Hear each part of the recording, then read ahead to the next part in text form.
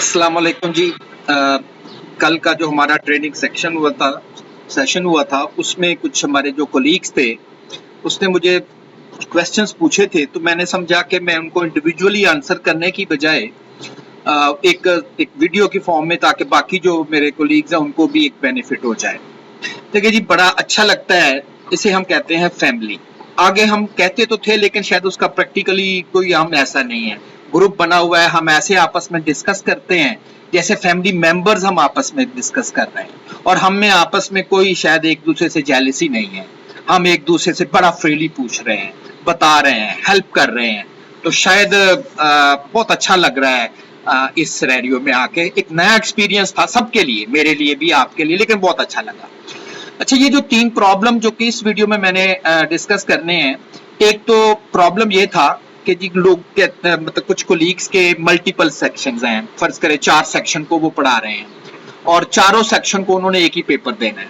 अब प्रॉब्लम क्या है, 4 सेक्शन अलग-अलग बने हुए हैं, तो पेपर तो आप एक सेक्शन में बनाएंगे, तो फिर दूसरे सेक्शन में जाएंगे तो क्या दोबारा पेपर बनाना है?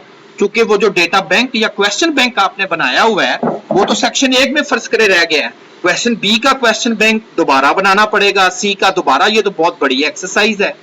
तो इसका एक अल्टरनेटिव ये है कि एक सेक्शन में आप पेपर बना लें और उस पेपर को बाकी जो 2 या 3 सेक्शन है एज इट इज उस पेपर को वहां पर है, जस्ट लाइक जैसे कॉपी पेस्ट होता है ना। तो यहां एक्चुअली कॉपी पेस्ट नहीं होगा, लेकिन यहां पर हमें पेपर एक सेक्शन से दूसरे सेक्शन में पेपर को ट्रांसफर कैसे करना है। तो एक इशू तो मैंने ये डिस्कस करना है। अच्छा, फिर दूसरा इशू है कि वो जो एक कोलीग थी मैम, वो मुझसे पूछ रही थी कि जब स्टूडेंट हमारा रिजल्ट कंपाइल कर रहेंगे तो वो एक्सेल शीट में रिजल्ट को कैसे, तो है सिंपल, लेकिन चले मैं उसको भी एक्सप्लेन कर दूंगा। लेकिन जो तीसरा क्वेश्चन है ये स्पेसिफिकली वो डॉक्टर जाहिद मुश्ताक साहब के लिए है। डॉक्टर साहब आपने नहीं अब उठ के जाना, कि वो जो आप एक शॉर्ट क्वेश्चन का फ्लेवर लेना चाहते थे, तो मैंने फिर आपकी बात सुनी, और वो वाकई मुश्किल बात है कि आप शॉर्ट क्वेश्चन लिखें और फिर उसको मैनुअली चेक करना पड़ेगा। अगर आप में इतनी हिम्मत है तो ठीक है, लेकिन उसका एक मैंने अल्टरनेटिव, और मेरा ख्याल है कि काफी वो ठीक है, काफी क्लोज हो जाएगा आपके कॉन्सेप्ट के स्टूडेंट को शॉर्ट क्वेश्चन है। तो ये 3 एक्चुअली प्रॉब्लम मैंने डिस्कस करने हैं। जैसे होता है ना किसी फिल्म में लोगों को गाना पसंद होता है तो वो और फिल्म नहीं देखते, बस गाना देख के और फिल्म बंद करके चले जाते हैं। तो मैंने इसीलिए पहले लिख दिया कि इस वीडियो में जो जो जिस चीज को रिक्वायर होगा तो वो उतना पोर्शन जो है वो देख लेते हैं। चलें जी, अब सबसे पहले हम अपने पहले क्वेश्चन को एड्रेस करते हैं कि किस तरह से हम अपने एक सेक्शन के क्विज को दूसरे सेक्शन में ट्रांसफर कर सकते हैं। ये मैं अपने नाम से लॉगिन हूं और ये मेरे वो सारे कोर्सेज हैं जो कि इस सेमेस्टर में मुझे असाइन हुए। अच्छा, मेरे पास भी एक्चुअली ये 2 सेक्शन है। देखिए, स्टैट 301 ये नॉन लिखा हुआ है, एक्चुअली ये मॉर्निंग इवनिंग का सेक्शन है मेरे पास, और एक स्टैट 301 इंट्रोडक्टरी स्टैटिस्टिक्स ये मॉर्निंग का। तो आप समझ लें मेरे पास 2 सेम सेक्शन है और मैंने इन दोनों के लिए सेम पेपर बनाना है। मैंने इधर तो एफर्ट की, इधर तो मैंने वो सारा पेपर अपना बना लिया और ये मेरा मॉक टेस्ट वहां पर बना हुआ है।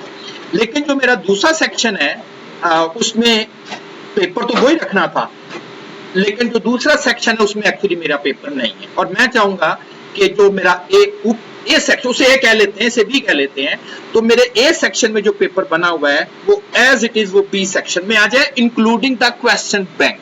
देखिए ना, अगर फर्ज करें क्वेश्चन बैंक है, बैंक से हम पैसे निकालते हैं, तो क्वेश्चन बैंक से हम क्वेश्चन निकालेंगे, तो जो क्वेश्चन बैंक है वो तो ए सेक्शन में पड़ा हुआ है, बी सेक्शन में कैसे लेकर आए उस क्वेश्चन बैंक को? तो फिर हमें उस कॉपी पेस्ट नहीं होगा यहाँ पर, तो हमें उस क्वेश्चन बैंक को इंपोर्ट करना पड़ेगा। जिस तरह से हम पाकिस्तान है तो चाइना से कोई चीज इंपोर्ट करते हैं, तो आपने जिस सेक्शन में इंपोर्ट करना है वहां पर आपने जाना है। अब मैंने चूंकि इसे ये एम सेक्शन चले कह लें, मैंने एम सेक्शन में क्वेश्चन बैंक लेकर आना है, इंपोर्ट करना है, तो फिर मैं क्वेश्चन सेक्शन एम में आ जाऊंगा और यहां पर ये एक्चुअली कोर्स है, कोर्स एडमिनिस्ट्रेशन में ये जानेंगे। इसको अगर ऑफ करें ना, वो बिल्कुल नीचे आ रहा होगा तो आपको ज्यादा इजी हो जाएगा। इसको अगर आप ऑफ कर लें तो ये देखिए कोर्स एडमिनिस्ट्रेशन आ रही है कि आपने सिर्फ क्वेश्चन बैंक नहीं, क्योंकि इस वक्त हमारा सारा कंसर्न एग्जाम के ऊपर है और भी बहुत सारी चीजें इंपोर्ट हो जाती हैं, तो आप इधर इंपोर्ट पे जाओ। कोर्स एडमिनिस्ट्रेशन इंपोर्ट करना हमने क्या है, सेक्शन ए सेक्शन से एम सेक्शन में हमने क्वेश्चन बैंक जो है वो इंपोर्ट करना है, क्वेश्चन बैंक इंपोर्ट करना है। अच्छा जी, यहां से जो इंपोर्ट है ना, ये वाली इंपोर्ट, ये एक्चुअली वो इंपोर्ट है, आप कल वो इकन मेथड से जो है वो हमने किया था, वो नहीं है ये इंपोर्ट, ये हमारे कोर्स की इंपोर्ट है, यानी कि जो उस कोर्स में जो कुछ बना हुआ है वो इस कोर्स में हमने लेकर आ गए, तो आप इसको इंपोर्ट करेंगे। अब वो कह रहा है ये मेरे सारे कोर्सेज आ गए, वो बहुत सारे कोर्सेज मेरे पूरे सेमेस्टर जब से ये एलएमएस इंट्रोड्यूस हुआ, अभी और भी हैं, अभी और भी हैं, वो कहता है ना more than 10 courses found showing the 10 result, कुछ ऐसे करके। आपको में मुश्किल है तो आप उसे कहें कि चूंकि आपको पता है कि स्टैट 301 है, तो आप कहेंगे स्टैट 301 के कितने कोर्सेज हैं उसको सर्च करो, तो वो कहेगा ये 2 कोर्सेज हैं। और हमें पता है कि हम इस वक्त एम सेक्शन में खड़े हैं, और खड़े तो हम एम सेक्शन में हैं, और डेटा जो हमने लेकर आना है या जो क्वेश्चन बैंक हमने लेकर इंपोर्ट करवाना है वो हमने इस सेक्शन से करवाना है। तो आप इसे क्लिक करेंगे, ये रेडियो बटन है, तो देन क्लिक हो जाएगा एंड आप उसको कंटिन्यू कर। जब वो कंटिन्यू करेगा तो एक्चुअली वो आपसे क्या पूछ रहा है, क्या क्या चीजें इंपोर्ट करनी है, मतलब चाइना से पाकिस्तान ने क्या क्या इंपोर्ट करना है, मंगवा ले जो मंगवाना है। तो एक आपने इंक्लूड एक्टिविटी एंड रिसोर्सेज, तो हम कहेंगे उस सेक्शन से आपने, जो कि ये हमारा मॉक टेस्ट है, ये हमारा एक रिसोर्स है, तो हम कहेंगे आप एक तो ये वहां से लेकर इंपोर्ट करो, यानी कि ये वहां से लेकर आ जाओ, इसकी हमें जरूरत नहीं है, ये बहुत सारी चीजें आएंगी लेकिन फिर हम उसको ना ज्यादा कॉम्प्लिकेट या कंफ्यूज कर देंगे। और एक क्वेश्चन बैंक, बस 2 ये ऑप्शन आप क्लिक कर दें, यानी कि एक आप वहां से रिसोर्स अपना एक ले आए, वो मॉक आ जाएगा, और 7 क्वेश्चन बैंक ले आए, तो 2 टिक आपने लगाने हैं। एक आपने इंक्लूड एक्टिविटी एंड रिसोर्सेज, तो ये मॉक टेस्ट आ गया, इंक्लूड क्वेश्चन बैंक, तो क्वेश्चन बैंक आ गया, और उसके बाद आपने नेक्स्ट कर देना। नेक्स्ट बटन में वो कह रहा है जी अब आप जरा डिटेल से बता दें कि रिसोर्सेज तो बहुत सारे पड़े हुए हैं, आपने कौन कौन सा रिसोर्स लेना है। मैंने सिर्फ मॉक लेना है, वहां असाइनमेंट्स भी पड़ी हुई हैं, और हाँ ये सिमिलर पैटर्न है, अगर कोई टीचर कहे जी कि मैंने एक सेक्शन का सारा मटेरियल बी सेक्शन में ट्रांसफर करना है तो आप क्या करूं, तो ये सारी ऑप्शंस को आप चेक रहने देंगे, यानी कि सारी की सारी ऑप्शन जो है वो आप एज इट इज जो है उसको चेक रहने देंगे। तो इस तरह से सारे के सारी असाइनमेंट्स और आपकी प्रेजेंटेशन, जैसे ये मैंने कुछ सेक्शन में, एक सेक्शन में मैंने असाइनमेंट सारी रखी हुई हैं, बुक एक सॉफ्ट फॉर्म में रखी हुई है, और नीचे मेरे सारे जो है वो लेक्चर स्लाइड्स मैंने वहां पर रखी हुई हैं। और अगर आप चाहेंगे ये एज इट इज उस सेक्शन को भी आपने प्रोवाइड करनी है, तो देन आप सबको चेक कर दें, यहाँ पर टिक कर दें, तो जिसे टिक करेंगे वो रिसोर्स जो है वो इंपोर्ट हो जाएगा। तो मैं फिलहाल मॉक टेस्ट जो है वो इंपोर्ट कर रहा हूँ वहां से। तो अभी हम चाइना से सिर्फ कह लेना वो मास्क ही मंगा रहे हैं, तो हम सिर्फ और सिर्फ मॉक टेस्ट वहां से जो है वो इंपोर्ट कर रहे हैं। और वो आपको बता रहा है जी कि आपने एक तो ये डिमांड की है उस सेक्शन से, एक आपने इंक्लूड किया, हाँ जी बिल्कुल, और अगर कोई गलती होगी तो हम बैक जाके उसको आए, और एक मैंने मॉक टेस्ट वहां से डिमांड किया है, और उसके अलावा मैंने कोई रिसोर्स वहां से जो है वो मैंने इंपोर्ट नहीं करना। तो उसने कहा जी इतने सारे रिसोर्सेज उसके पास हैं, लेकिन आप उनमें से सिर्फ ये 2-3 रिसोर्सेज वहां से इंपोर्ट कर रहे हैं, तो यस यही वो 2 चीजें हम वहां से इंपोर्ट कर रहे हैं, और फिर देन परफॉर्म इंपोर्ट। कंटिन्यू। तो ये देखिए ये मॉक टेस्ट जो कि पहले तो उस सेक्शन में था, और अब वो इस सेक्शन में भी वो मॉक टेस्ट जो है वो आ गया इस सेक्शन में भी एज इट इज, जो एम में नहीं था ना, तो एम में खड़े होके हमने इंपोर्ट करवा लिया, तो मॉक टेस्ट जो है वो भी अब एग्जैक्टली इस सेक्शन में जो है वो आ गया है। और कोशिश करें कि आप बाकी चीजें जो हैं, फर्ज करें अगर आपके एलएमएस पर और भी पड़ी हुई हैं और आप रहने भी देना चाहते हो, तो इसको ना यहाँ से मूव कर सकते हैं आप, तो ये मूव करके बिल्कुल टॉप पे ले जाएं, ताकि स्टूडेंट्स को आइडिया हो कि ये हमारा मॉक मिड टेस्ट जो है वो आ रहा है। अच्छा, आप अगर before time mock mid test बना भी लें, लेकिन लास्ट मेरी और वीडियो में आप देखिएगा कि उसमें मैंने मेंशन किया हुआ है कि अगर आप मॉक मिड टेस्ट बना भी लेते हैं तो देन स्टूडेंट उसको ओपन नहीं कर पाएंगे। आप जैसे पेपर हम पहले बना लेते हैं ना, पेपर हम पहले बना लेते हैं लेकिन हम नहीं पाएंगे। अच्छा, सेकंड ऑप्शन ये है कि जैसे कोई चीज देख के वो दिल ललचाता रहता है कि स्टूडेंट कहते हैं कि शायद अभी 2 दिन रहते हैं तो शायद खुल ही जाए। तो इसका एक वे ये है कि आप इस टेस्ट को जब आप ट्रांसफर कर लें और 2 दिन पहले ही बना लें, बल्कि जरूर बनाएं, क्योंकि कोई पता नहीं है ये नेट का क्या कब मुझे धोखा दे जाए। और देन इसे हाइड कर दें। अब ये कहां से हाइड है? ये स्टूडेंट जब अपनी वेबसाइट खोलेगा तो उसे ये मॉक टेस्ट नजर नहीं आ रहा। ये आपको तो आएगा, आप तो एडमिनिस्ट्रेशन आप बना रहे हैं, तो ये हिडन फ्रॉम स्टूडेंट होगा, ठीक। और जब जिस दिन टेस्ट है आप उससे या एक जब भी आप आए तो आप उसे शो कर दीजिएगा, तो देन ये आप स्टूडेंट के लिए विजिबल हो जाएगा। तो डिलीट नहीं होता, जस्ट उसका टाइटल हाइड हो जाता है। तो आई थिंक सो कि जो मुझसे इस्लामियात के सर ने क्वेश्चन किया था, और मेरा ख्याल एक फिजिक्स के सर ने भी, यासीन नाज साहब ने भी मुझसे यही क्वेश्चन किया था। तो इस तरह से आप कोई भी अगले सेमेस्टर में चले जाएं, पिछले सेमेस्टर के कोर्सेज आपके पास आएंगे, तो क्या करें, अगले सेमेस्टर का नया कोर्स बनाएं और सारा कुछ पिछले सेमेस्टर का material including book, assignments, whatsoever जो आप इंपोर्ट करना चाहते हैं वो आप इस तरह से जो है वो इंपोर्ट कर सकते हैं। तो आई थिंक सो कि मैंने उन अपने कोलीग्स को आंसर कर दिया। चलिए अब हम एड्रेस करते हैं सेकंड प्रॉब्लम। सेकंड प्रॉब्लम बड़ा सिंपल था कि जी अगर हम कंप्यूटर हमारे लिए पेपर मार्क कर देता है तो और देन रिजल्ट तैयार हो जाता है, तो फिर एक्सेल की शीट में वो रिजल्ट कैसे हमने ट्रांसफर करना है, वो ऑटोमेटिकली हो जाएगा, सिर्फ हमने एक बटन क्लिक करना है। तो मैंने एक्चुअली एक मॉक टेस्ट जो ट्रेनिंग हुई थी उससे उसी दिन सुबह 9 बजे मैंने लिया था, और देन ऐसे एक प्रैक्टिस छोटी सी के लोगों को पता चल जाए। तो ये मॉक टेस्ट क्योंकि मैंने कंडक्ट कर लिया था, तो जैसे ही वो आएगा तो देखे ना उसने कहा है, हाँ ये वो कह रहे थे कि इसका आपको प्रिंट आउट देना है, दिस वन, ताकि पता चले कि कितने स्टूडेंट्स ने अटेंडेंस शीट जिसे आप लग कह रहे हैं। तो दिस वन एक्चुअली तो 44 स्टूडेंट ने मेरा ये टेस्ट जो है वो अटेम्प्ट किया था। अब हम उसके रिजल्ट को शो करना चाहते हैं, तो आप बिल्कुल बॉटम पे जाएंगे और यहाँ पर आपके पास आ रहा, क्योंकि ये कोर्स है ना हमारा, उसकी ओरिएंटेशन है, तो ये रिजल्ट्स है।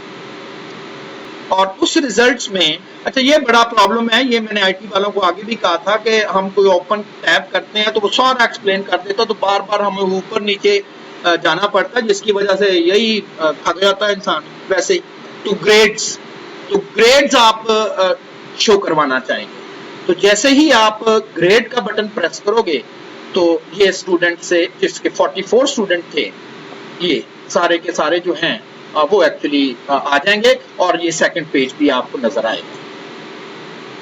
तो सेकंड पेज पर भी ये सारे के सारे इंफॉर्मेशन जो है वो 44 स्टूडेंट्स की कंप्लीट हो जाएंगी। अब एक्सेल शीट पे यहाँ पर आपको आ रहा है डाउनलोड टेबल डेटा एज, यानी कि ये जो आपके पास डेटा है जिसमें लोगों के नेम है और बाकी इंफॉर्मेशन अवेलेबल है, उसको वो कहता है जी कि किस तरह से आपने ट्रांसफर करना है। तो आप इसको क्लिक करेंगे तो देखिए ये मुख्तलिफ फॉर्मेट आ रहे हैं, आप इसको एक्सेल फॉर्मेट में कर दें और डाउनलोड प्रेस कर दें, क्योंकि ये डेटा अब भी उधर एलएमएस के अकाउंट में ही पड़ा हुआ है, ठीक है, और वहां से आप लोग जो है वो इसको डाउनलोड कर पाएंगे। डाउनलोड हो चुका है, ओपन कर दें। तो ये जो रिजल्ट्स है ये एज इट इज एक्सेल की एक शीट में जो है वो पड़ता है। इसमें कुछ एक्स्ट्रा कॉलम्स हैं, एक्स्ट्रा कॉलम हम लोग जो है वो डिलीट कर देते हैं, लाइक ईमेल एड्रेस हमने क्या करने हैं, कब स्टार्ट हुआ, कब कंप्लीट हुआ और क्या सारा कुछ है, इसे हम डिलीट कर देते हैं कि ये तो हमारी समझ लें रिक्वायरमेंट ये 3 कॉलम रह गए। इसमें भी आप देखें ना वो फर्स्ट नेम यहाँ पर एक्चुअली वो थोड़ा सा पीछे से कोई इनकी एडजस्टमेंट का ही मसला है। तो एंड देन आप इसका प्रिंट लेंगे। ये 6 नंबर का एक्चुअली मैंने वैसे ही एक प्रॉब्लम बच्चों को दिया था जिसमें पहला स्टूडेंट है उसके 2 नंबर हैं, 1 है, 3 है, 6 के 6 हैं, 1 है, 1 है, 6 है, 4 है, इस तरह से। इसके बाद आप इसका प्रिंट ले लेंगे। अब वहां पर एक्चुअली जो कल डिस्कशन हो रही थी अब वो ये कह रहे थे अब यहां से आप इसका प्रिंट लेंगे, ठीक। फर्ज करें आपने प्रिंटर से प्रिंट ले लिया और हार्ड फॉर्म आपने बना ली।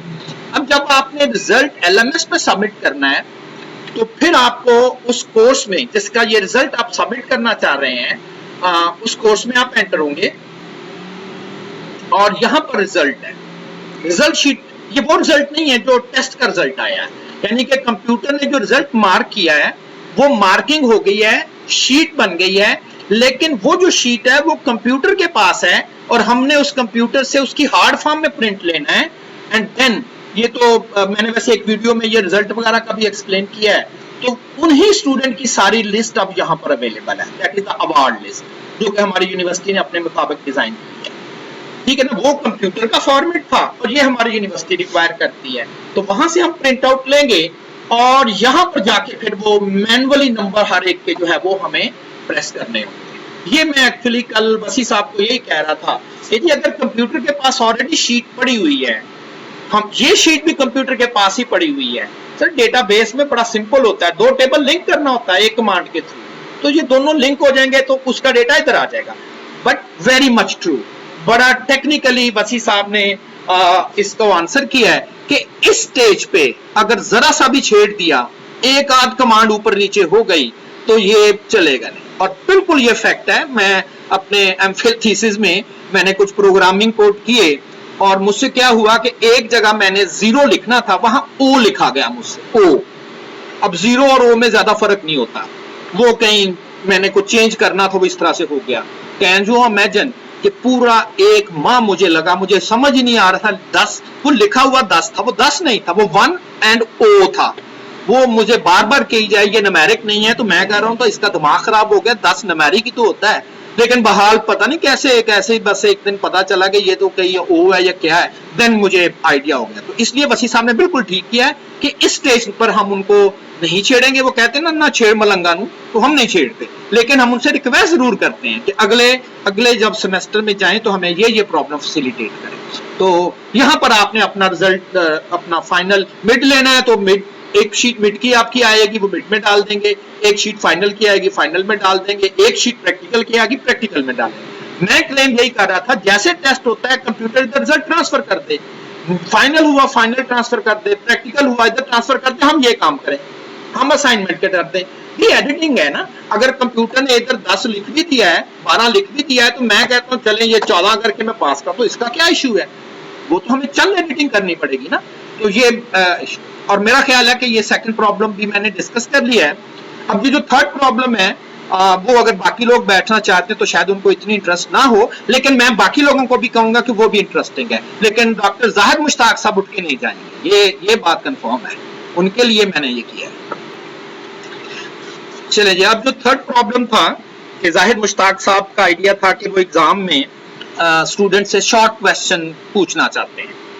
लाइक ये उनके पेपर में ऐसे मैंने कंप्यूटर से एक ऐसे ये स्टेटमेंट उठा ली है।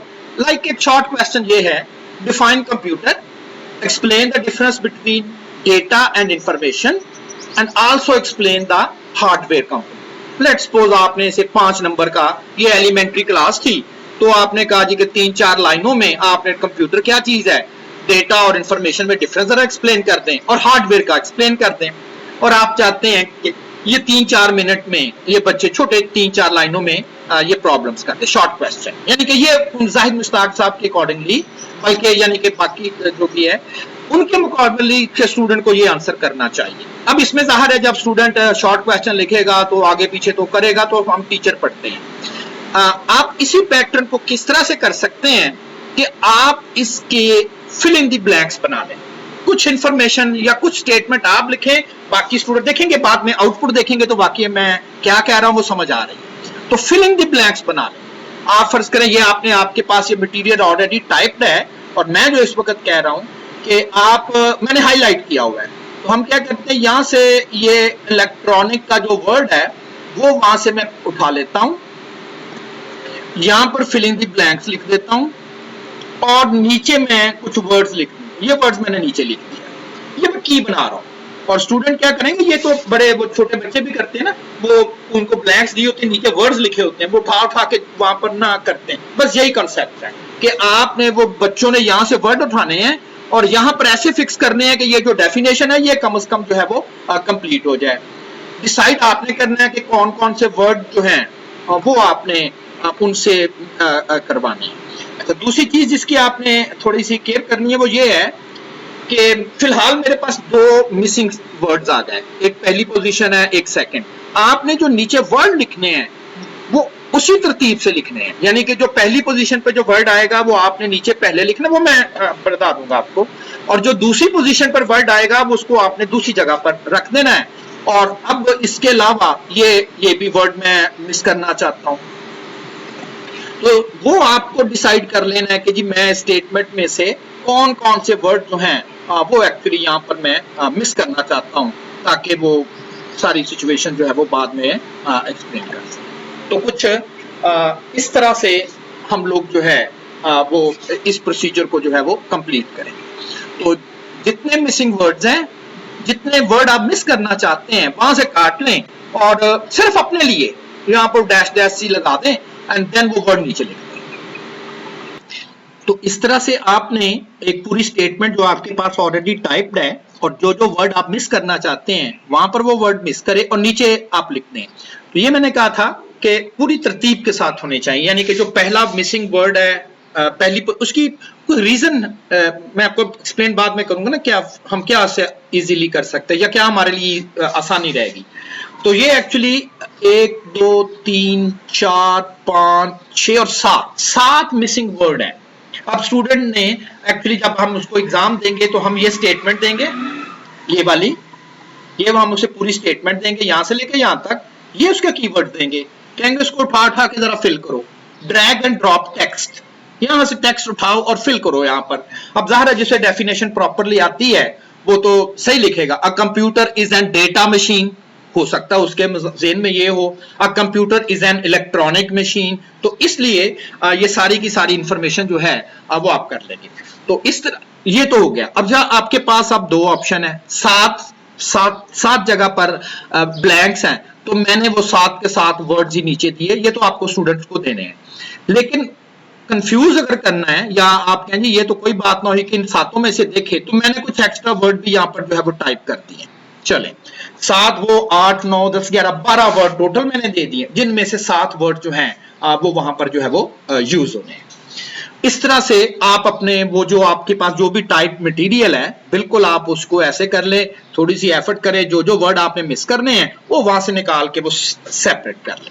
तो ये तो हो गया कि जी आपकी एक वर्ड फाइल। हाँ, ये चीज मैं चूंकि मैं कहना इस वक्त मैंने बहुत ज्यादा इसको एक्सप्लोर नहीं किया कि ये ऑटोमेटिकली, जैसे कल वो एक चले गया था, हमने एक फाइल बनाई थी इकन फॉर्मेट में, तो ये इसका इकन फॉर्मेट कैसे बनेगा, तो वो मैं फिलहाल नहीं, मैंने अटेम्प्ट किया, लेकिन 2-4 क्वेश्चन ही अगर आपने बनाने हैं तो फिर तो ये छोटी सी मैनुअल एक्सरसाइज की जा सकती है।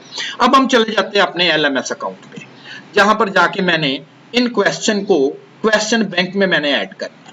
तो फर्ज करें ये क्वेश्चन बैंक है, अब वो आपको आइडिया है कि how to add a question in a question bank. Question bank on कर लिया मैंने और क्वेश्चंस को क्लिक किया है, और इस क्वेश्चन बैंक में अभी मैंने कोई क्वेश्चन नहीं डाला, तो ये पहले क्वेश्चन है। अगर क्वेश्चन होंगे तो वो अपीयर होंगे और आप कह देंगे क्रिएट न्यू क्वेश्चन।